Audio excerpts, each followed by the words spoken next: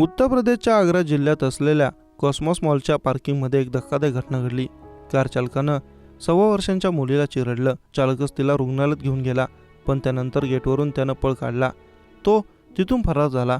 उपचारादरम्यान चिमुकलीचं निधन झालं। आई वडिलांच्या डोळ्यांदेखत कारनं मुलीला चिरडलं। ही संपूर्ण घटना सीसीटीव्ही कॅमेऱ्यात कैद झाली आहे। दुर्घटनेचा सीसीटीव्ही फुटेज समोर आला आहे। पोलिसांनी कार चालकाविरुद्ध गुन्हा नोंदवला असून त्याच्या अटकेचा प्रयत्न सुरू केला आहे। ताजगंजमध्ये राहणारे जयदीप पेटीएम कंपनीत मॅनेजर आहेत। मंगळवारी 6 ऑगस्टला ते त्यांची पत्नी शिवानी, 10 वर्षांचा मुलगा ऋषभ ठाकूर, 6 वर्षांची मुलगी रुद्रिकासोबत संजय प्लेसमध्ये असलेल्या कॉस्मॉस मॉलमध्ये गेले होते। खरेदी झाल्यानंतर रात्री 10:15च्या सुमारास ते पार्किंगमध्ये आले। मॉलमधून खरेदी केलेलं सामान ते कारमध्ये ठेवत होते। त्यावेळी त्यांची लेक रुद्रिका जवळच खेळत होती। तितक्यातच समोरून आलेल्या कारनं तिला चिरडलं। रुद्रिकाची किंकाळी ऐकून तिचे आईवडील धावून गेले। कारच्या खाली अडकलेल्या रुद्रिकेला जयदीप यांनी बाहेर काढलं।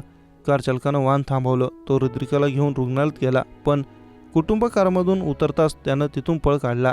जयदीप यांचे वडील उदयवीर सिंह पोलीस दलात निवृत्त झाले आहेत। त्यांनी रुद्रिकाचा जीव वाचवण्यासाठी बरीच धावपळ केली। तिला अनेक रुग्णालयामध्ये घेऊन गेले, पण तिचा जीव वाचू शकला नाही। आरोपी कार चालक रुग्णालयाच्या दारावरूनच पळून गेला। त्याचा शोध पोलीस घेत आहेत। रुद्रिकाच्या मृतदेहावर अंत्यसंस्कार केल्यानंतर कुटुंबियांनी मॉलच्या पार्किंगमध्ये असलेल्या सीसीटीव्ही मधील फुटेज पाहिलं। ते पाहून त्यांचा काळजाचा थरकाप उडाला।